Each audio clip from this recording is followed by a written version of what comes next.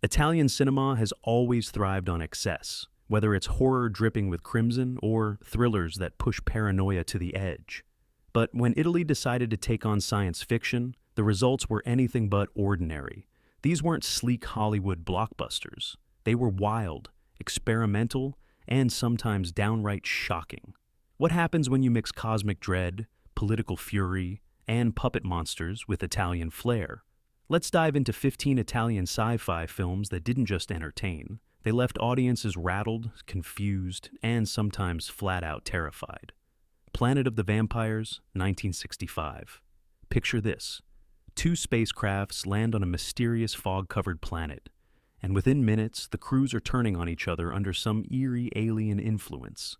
That's Planet of the Vampires, directed by Mario Bava, the undisputed master of Italian atmosphere.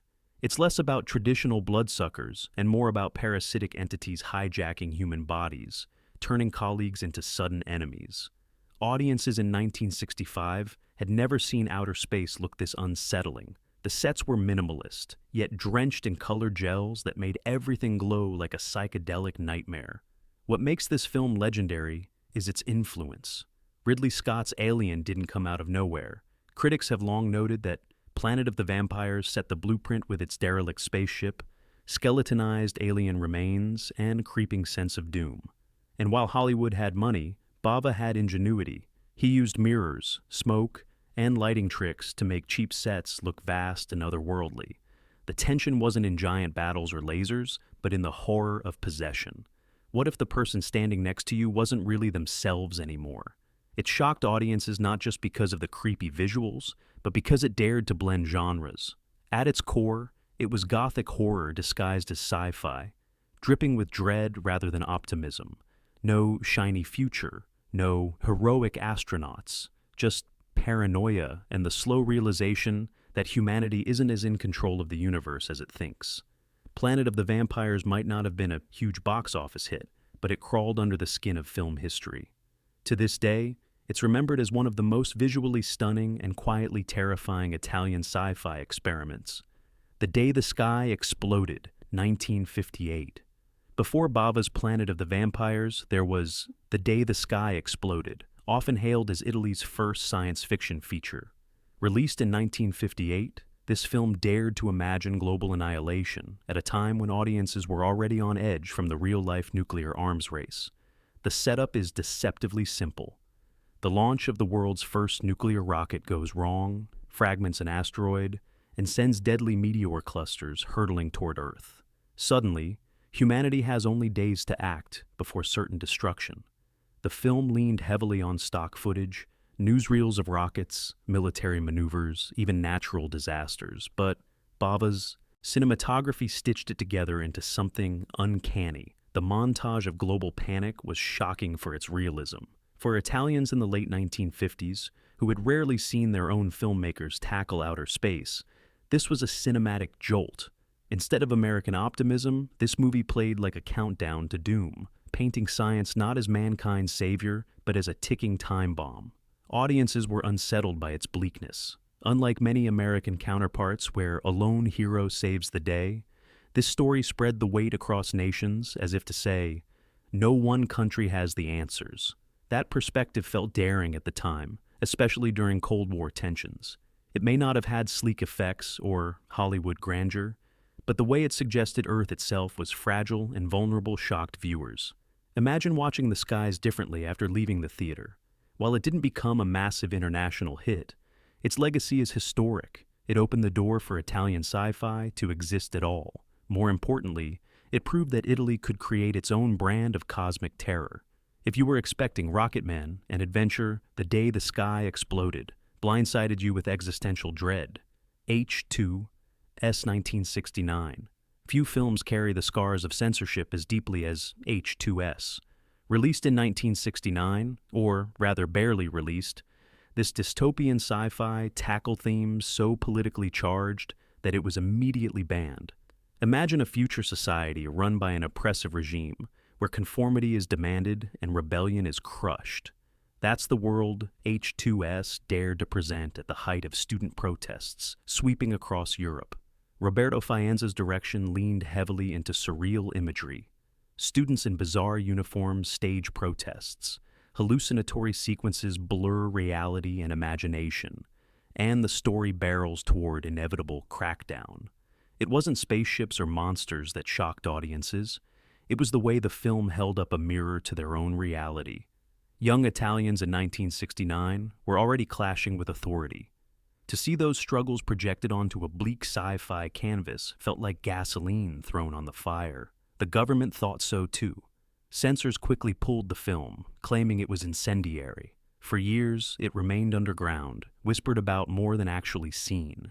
That made it even more legendary. The film's shock value wasn't in gore or spectacle, but in its fearless politics. It turned the sci-fi genre into a weapon, something Hollywood rarely dared to do so bluntly. When it resurfaced years later, critics hailed it as a forgotten gem, proof that Italian sci-fi could be bold and confrontational. Watching it now, the heavy symbolism and dated style might feel strange, but the message still burns. Science fiction can be the sharpest tool for rebellion. In that sense, H2S shocked audiences by proving the genre could terrify not with aliens, but with authority itself. The Pumaman, 1970. If you thought Italian sci-fi couldn't get weirder, along came The Pumaman. This bizarre superhero outing tried to mash up American comic book energy with European filmmaking quirks, and the result was so wild it stunned audiences into silence. The premise? A mild-mannered paleontologist discovers he's the chosen heir to an ancient alien race and gains the powers of a puma. Yes, flight, strength, and mystical destiny, all wrapped in a costume that looked more like pajamas than a heroic suit. What shocked viewers wasn't just the outlandish plot, but the execution. The special effects looked decades out of date, even for the late 70s, with awkward flying scenes that made Superman look like a documentary. The villains, led by Donald Pleasance in one of his most eccentric roles, felt menacing one moment and comically over the top the next. This strange tonal balance gave audiences whiplash. Was it supposed to be scary? Funny? Heroic? Nobody could quite tell. Despite its flaws, or maybe because of them, the Pumaman carved out cult status. Audiences weren't shocked in terror, but in disbelief. How did this film even get made? And yet, buried under the camp, it offered a unique Italian spin on the superhero genre before that genre became Hollywood's cash cow. Warrior of the Lost World, 1983. If Mad Max crashed into Italian exploitation cinema, the wreckage would look like Warrior of the Lost World. Released in 1983, this post-apocalyptic saga stunned audiences with its sheer scale and chaotic energy. At the center was a lone motorcyclist, armed with a talking bike named Einstein, trying to overthrow a totalitarian regime in a wasteland full of gangs, mutants, and brutal overlords. Audiences were shocked, not because the story was groundbreaking, but because of how unapologetically it leaned into excess. The villains were cartoonishly cruel, the gangs looked like they'd raided a heavy metal music video, and the action sequences often felt like a blend of improvisation and chaos. Yet somehow, that scrappiness became part of the film's charm. The biggest surprise came from its international ambition. Shot in Italy but designed to appeal worldwide, it tried to cash in on the popularity of post-apocalyptic cinema. And while critics mocked its campiness, audiences couldn't look away. The talking bike alone became a symbol of how bizarre the movie was willing to get. Was it silly? Absolutely. Was it shocking in its ambition to outdo Mad Max on a fraction of the budget? Without question. The film gained cult notoriety, especially in the United States, where it played late-night TV and became a favorite target of movie riffers. To this day, people remember Warrior of the Lost World less for its polish and more for its audacity. Audiences didn't expect Italy to swing this wildly into the apocalypse, and the shock of it all is why it still lingers in pop culture memory. Shocking Dark, 1989. The title wasn't lying. Shocking Dark was exactly that. Shocking. Known internationally as an outrageous ripoff of James Cameron's Aliens and the Terminator, this 1989 film by Bruno Mattei left audiences wide-eyed. Set in a post-apocalyptic Venice, It followed a squad of commandos battling mutant creatures in the city's toxic underground tunnels. The shock came from its shamelessness. Audiences recognized entire scenes lifted almost directly from Hollywood blockbusters, but twisted through the lens of Italian exploitation. Soldiers stomped through corridors barking cheesy dialogue, creatures attacked with rubbery ferocity, and the movie climaxed with an ending ripped straight out of the Terminator. Instead of embarrassment, the filmmakers leaned into the chaos, creating something so brazen that it stunned everyone who watched it. Beyond plagiarism, though, the film delivered a bleak vision of Venice drowning in pollution and corporate control. For Italian viewers, that backdrop hit closer to home than Hollywood's distant space colonies. It was both absurd and strangely prescient. Audiences were divided. Some were furious at its lack of originality, while others were thrilled by its sheer audacity. Over time, that shock value turned it into a cult classic. Today, Shocking Dark is remembered less as a failure and more as a time capsule of Italian cinema's willingness to copy, distort, and exaggerate global trends. It may not have been original, but it was unforgettable. Star Odyssey, 1979. If you thought low-budget sci-fi couldn't get any stranger than sock puppets or mutant bikers, enter Star Odyssey. Released in 1979, hot on the heels of Star Wars, this film attempted to ride the wave of galactic adventure. But what shocked audiences was how wildly off-kilter it all felt. The film presented a space opera filled with robots, laser battles, and aliens, but all filtered through Italian ingenuity and a shoestring budget.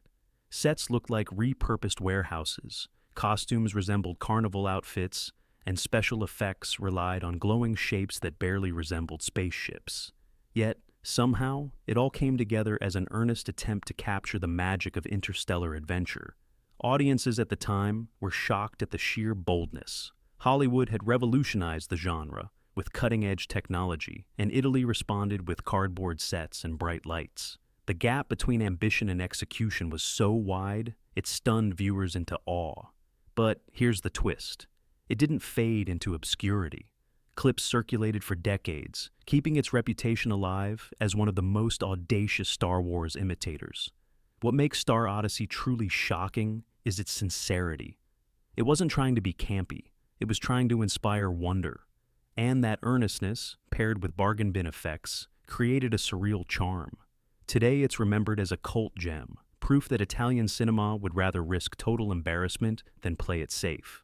Watching it, you can't help but be shocked that anyone thought it would work, and even more shocked that it still entertains. Spacemen, 1960. Before Italians shocked the world with horror in space, there was Spacemen, a curious attempt to create a sleek astronaut adventure.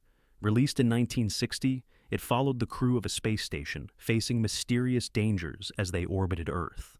On paper, it sounded like a standard sci-fi story. But what shocked audiences wasn't just the tale itself, it was the visuals. The costumes looked more like stylish racing suits, the sets gleamed with a retro-futuristic shine, and the whole production had an uncanny vibe, as though Italy was designing its own version of NASA through a dreamlike lens. Audiences were caught off guard by how bold the film looked compared to Italy's previous cinema.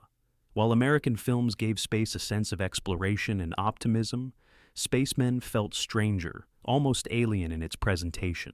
The film's glossy sheen couldn't hide its darker undertones. Humans adrift in a cold void, utterly unprepared for what might be waiting out there.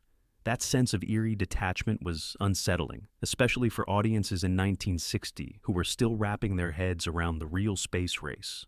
Though not a massive international success, Spacemen shocked simply by existing. It proved Italian studios were willing to compete in a genre dominated by Hollywood. The costumes, the strange design choices, and the quiet tension made it stand apart. Looking back, it feels like a surreal time capsule, where optimism about the stars was mixed with a distinctly Italian flair for the uncanny. The Mechanical Man, 1921. Long before astronauts and alien invasions, Italy gave us something almost unthinkable for its era. A full-on robot movie. The Mechanical Man, released in 1921, is one of the earliest sci-fi films anywhere in the world. Its story revolved around a towering robot, controlled remotely, being used for crime and destruction. Watching this in the early 20th century must have felt like staring directly into the future. What shocked audiences was not just the concept, but the execution. The sight of a massive machine wreaking havoc on city streets was unlike anything people had seen on film before. Remember, this was decades before Hollywood's giant robot fantasies. Italy did it first, and it did it with silent-era creativity. The final showdown, two robots clashing in a destructive battle, was a sequence so wild for its time that audiences couldn't believe their eyes. Unfortunately, much of the film has been lost, with only fragments surviving today. But even those fragments reveal why it was so impactful. To see a society in 1921 wrestle with the idea of machines rising against their masters was both thrilling and terrifying. The film planted seeds that would later grow into countless sci-fi staples. For its audience, the shock was pure. Could this really be the direction technology was heading? The Mechanical Man didn't just entertain, it foreshadowed fears we're still debating today. Flashman, 1967. Superheroes were booming in the United States, so naturally Italy decided to throw its own colorful cape into the ring with Flashman. But instead of a polished Marvel-style adventure, audiences were met with something wildly different. Flashman was a hero who looked the part, but moved through a story so chaotic and unpredictable that viewers were left stunned. The shock came from how bizarrely the film blended pulp, adventure with science fiction. Flashman faced off against mad scientists, futuristic gadgets, and schemes of global domination. But the film's tone wavered constantly. One moment it was deadly serious. The next, it felt like parody. The costumes popped with comic book energy, yet the action scenes were staged with a mix of ambition and clumsiness that left people laughing in disbelief. What set Flashman apart was how it refused to pick a lane. Instead of copying American superhero formulas directly, it filtered them through Italian eccentricity. That created a superhero film that felt both familiar and completely alien. Audiences were shocked because it didn't follow expectations. It embraced unpredictability. Though not as well remembered as other entries on this list, Flashman has its cult admirers. It shocked not with gore or darkness, but with sheer absurdity. For audiences, it was a wake-up call that superheroes could look wildly different outside Hollywood. Love it or hate it, nobody left the theater forgetting what they'd just seen. Encounters in the Deep, 1979. When most sci-fi of the 1970s looked toward the stars, Encounters in the Deep looked down into the ocean. This Italian curiosity mixed UFO paranoia with deep-sea mystery, creating a film that felt unsettlingly unique. The story followed divers investigating strange lights underwater, leading to hints of alien presence beneath the waves. That alone was enough to shock audiences. Aliens weren't just out there, they might be hiding in the oceans we thought we knew. The underwater sequences gave the film a haunting quality. Murky visuals, divers drifting through eerie silence, and sudden bursts of strange activity kept viewers uneasy. Unlike sleek space operas, this film leaned into atmosphere and dread. The idea that the ocean could harbor alien civilizations struck audiences as both fascinating and terrifying. After all, the deep sea is one of Earth's last true mysteries. What better place to hide something unearthly? Audiences in 1979 were surprised by how different this felt compared to the space adventures saturating the market. The slow pace, the unsettling underwater imagery, and the ambiguous encounters all contributed to an eerie shock factor. It wasn't the loud spectacle of Hollywood, but the quiet suggestion that something incomprehensible was waiting just beneath the surface.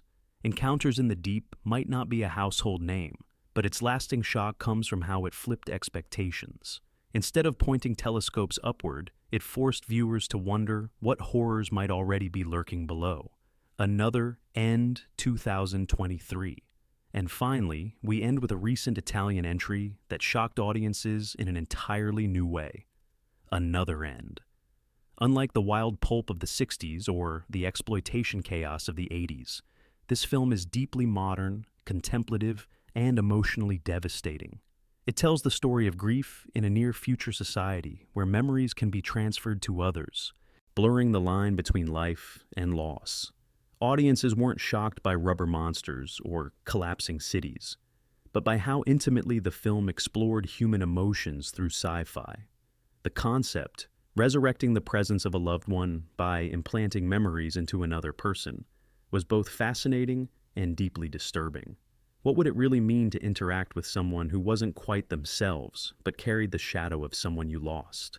The film's tone is quiet, almost meditative, yet it left viewers rattled. Instead of explosions or aliens, it delivered gut-punch questions about identity, mourning, and how far we'd go to ease pain. Italian cinema has always been unafraid of raw emotion, and here it fused that with speculative technology in a way that startled modern audiences. Another End shocked not because it was bizarre, but because it was too real. In a world already grappling with AI, digital afterlives, and the ethics of memory, its story felt like tomorrow's headlines. Ending our list here reminds us that Italian sci-fi isn't just a relic of the past. It's still finding ways to disturb, surprise, and challenge us today. From robots stomping across silent-era screens to alien terrors hiding beneath the waves, Italian sci-fi has never played it safe. These 15 films prove that Italy's imagination has always been wild, daring, and ready to shock. Some made you laugh, some left you unsettled, and some still haunt the genre decades later. Which one grabbed you the most, the eerie classics or the outrageous cult oddities? Drop your thoughts below, subscribe for more deep dives, and remember, the strangest frontiers in cinema often come from the places you least expect.